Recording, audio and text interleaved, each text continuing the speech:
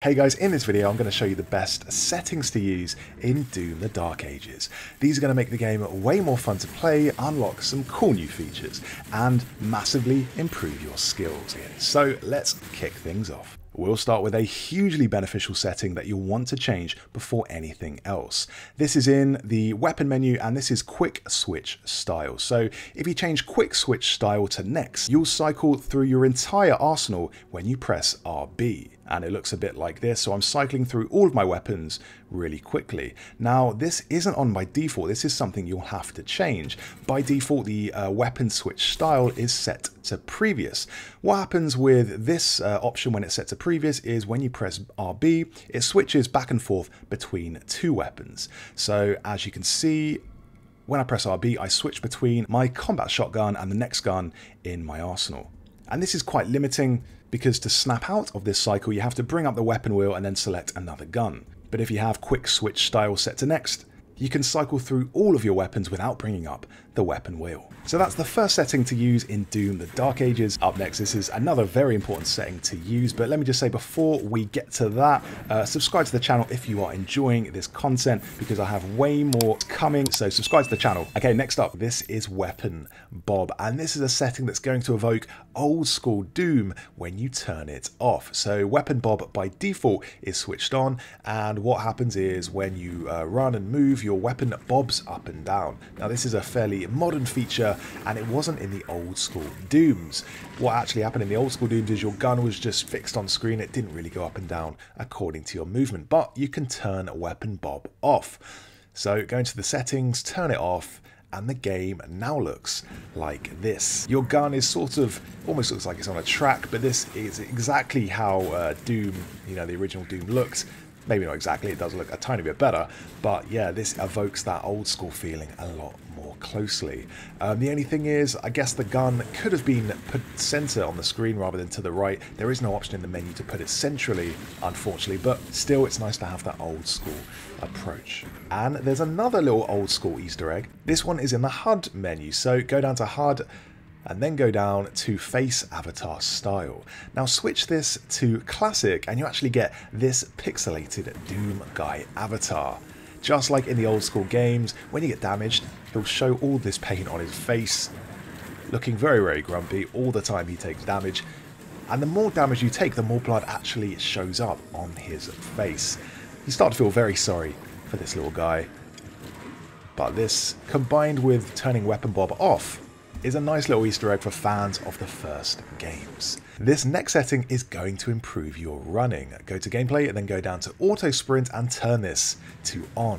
When auto sprint is on, you don't have to click in the left stick to actually sprint. All you have to do is move and you'll sprint automatically. It's a lot easier than you have to keep clicking the left stick in every time you move in a direction. So for instance, when you move forward and then you want to move back, you have to then click in the left stick to sprint. But if auto sprint is on by default, then you can sprint in any direction without having to keep clicking the stick each time. And added to that, you actually jump higher when you jump off a sprint. So if you're sprinting constantly, you're always going to have higher jumps. Up next, this setting is going to make Doom way easier to look at. This is the screen effects setting. So here's what it looks like by default, and you get all these effects around the screen when you're taking damage. It can make the game pretty hard to look at, especially when the fire starts coming in and you've got the green reflections and the damage, the kind of red effects around the screen. But if you go into the menu, turn screen effects off, all of that damage disappears and you can actually see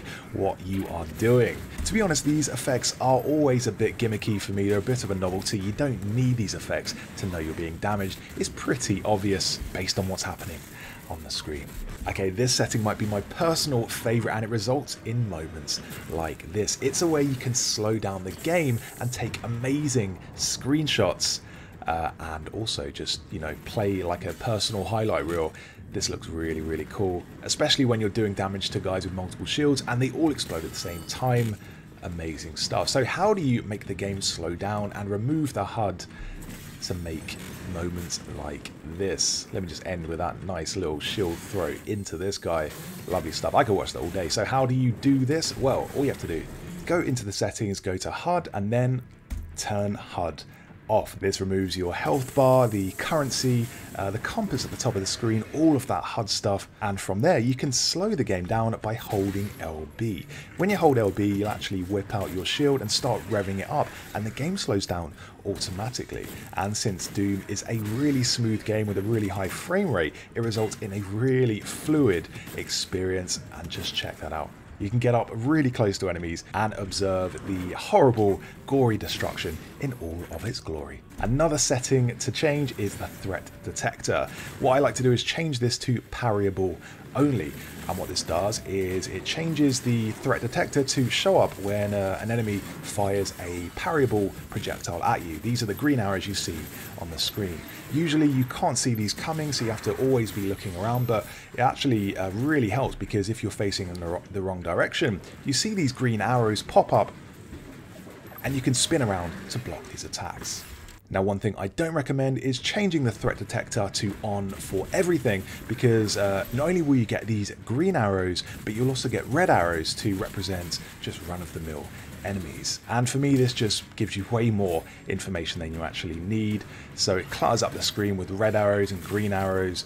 And personally, I just think green arrows are enough. You only really need to know about the parryable attacks, which are the green projectiles. You don't really need to know about the red arrows, which are just the vanilla enemies, because, I mean, pretty obvious, you can see them everywhere, and because there are so many enemies in this game, you're always going to have these red arrows on the screen, and it's just redundant information at the end of the day. Onto the reticule style now, and again, this is pretty subjective, but I like to play with the dot reticule. It is a lot more accurate, and you can line up those headshots a lot more easily. Here's what the reticule looks like by default. So it's a circle with a dot inside, and it's not as accurate as it could be, so I like to use the dot. You can also, if you want, turn the reticule completely off, which is not advisable, because you end up looking like this, and, you know, how do you even aim like this? But I guess you could use this if you're taking screenshots, or you just want to play HUD-free and an immersive experience. Weapon wheel open delay. This is one of those underrated things, but I recommend turning this way down. When you turn this down, it means your weapon wheel essentially just opens up straight away. So hold LB, sorry, it's RB, you hold RB, and it opens up in milliseconds. But if this is left on the normal setting, which is, I believe, 180 by default, then there's a slight delay between the weapon wheel opening. I'm going to use this as an example. So cranking it way up, the weapon wheel takes around a second and a half to open, and this is an age in a fast game like Doom the Dark Ages, so definitely set this setting all the way down to reduce the delay as much as possible. Here's an accessibility setting that's really worth giving a go. This is world desaturation. If you go into the settings here and you turn world desaturation all the way up, it makes enemies stand out against a dark background. So you turn the background completely grey, and the enemies are going to be red and blue, and you can pick them out a lot more easily. And this is on a sliding scale as well, so you don't have to crank it all the way up to 100, which we've just seen. This is the effect at 70, so the world isn't completely black and white, but the enemies just pop against that background. It doesn't look entirely realistic, but then again, Doom is not a realistic game, so if you just want to pick out the enemies even easier against the background, I recommend turning the world desaturation all the way up to as much as you're comfortable with. This setting is going to improve the shield gameplay, so shield throw seek, turn this to off. By default, the shield throw is a bit too lock-on heavy, but if you turn this off, it means you actually have to aim your shield, and the shield isn't going to go into the enemy unless you actually hit them. So I'm going to show you what it looks like when it's on by default, and as you can see, I didn't really line up the shot, and the shield automatically sought out the target, and I was able to take out that target. The shield didn't even hit them that time.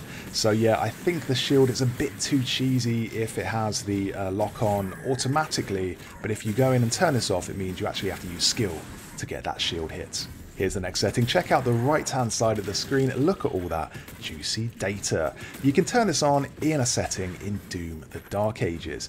So as you can see, I can see my FPS, I can see my graphics card, I can see what upscalers I've got, frame generation, all the drivers, and all this lovely stuff.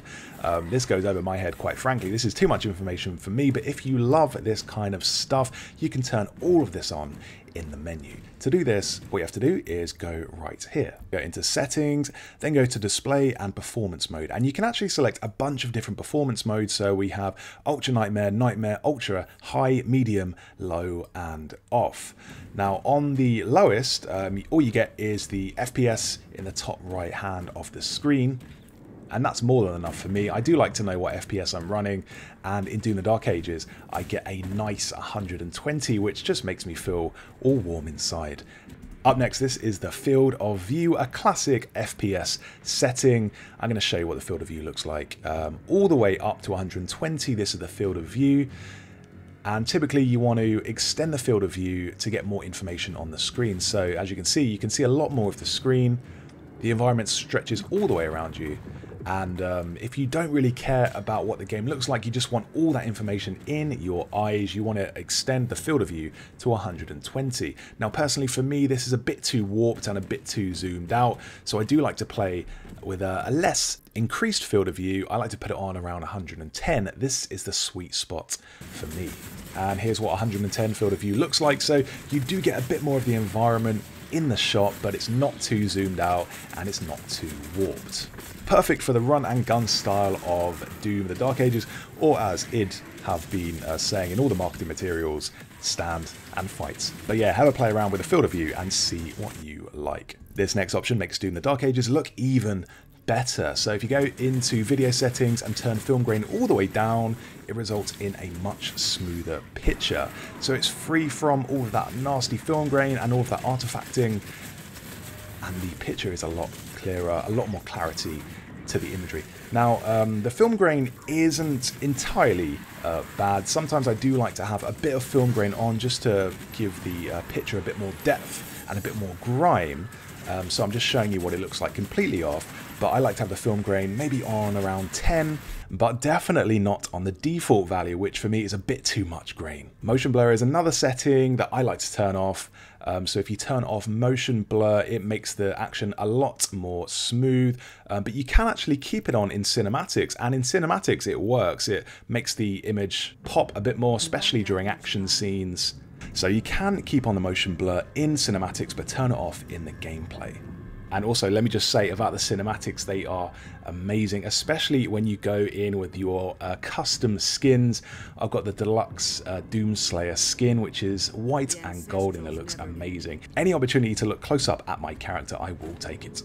Okay, this is a really fun setting to use. This is game speed. So if you go into the settings and go to modifiers and then crank game speed up to 150%, you are going to be in for a treat. Look how fast you are playing Doom the Dark Ages on this speed. So it's 1.5 times speed, and Doom the Dark Ages is already a pretty fast game. It's frankly ridiculous, but it gets even more ridiculous because if you crank out this gun, which is your fastest firing gun, the accelerator, the projectiles come streaming out of this gun. It sounds incredible. Now, is this a sustainable way to play Doom the Dark Ages? Probably not. It is a bit too fast, and it actually kind of ruined the next few moments of this game, because when I went back down to normal speed, it felt really slow. So yeah, try this in moderation. Okay, this setting is also in the modifiers section. This is resource values. So if you turn this up to very high, on the resource values,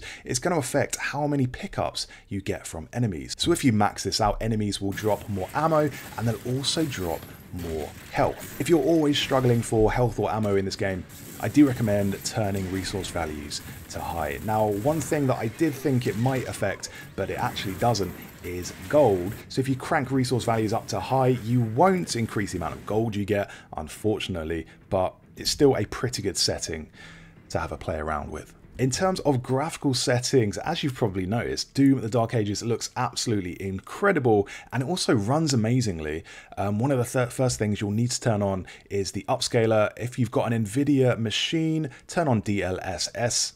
This increases your frames, and also DLSS frame generation. I've put this on 2 times, and this is how I'm able to get 120 FPS on my laptop. I am playing on a gaming laptop, And to be honest, this has struggled with some games, so I wasn't able to max out Assassin's Creed Shadows, wasn't able to play on Starfield at max settings on anything over 60 FPS, but with Doom the Dark Ages I can play on 120 FPS because it has that DLSS and also the DLSS frame generation. So those are the two settings to change, and see if you can run this on Ultra Nightmare. This is a really well optimized game, so chances are you probably can. And when you do, this game, as I say, looks amazing. Now I'm going to end with a cool little detail that I found as I was playing. So what I did was I shot my grenade into one of these enemies, and instead of killing them, it actually wounded them and knocked off their arms. So without their arms, they couldn't kill me, and they were just left waddling around, but they were incredibly angry about it. So I put them out of their misery, and I hit them with my flail. Lovely stuff. Anyway, those were the best settings to use in Doom the Dark Ages. Hope you enjoyed the video. If you want more guides like this one, do subscribe to the channel, and I'll see you next time.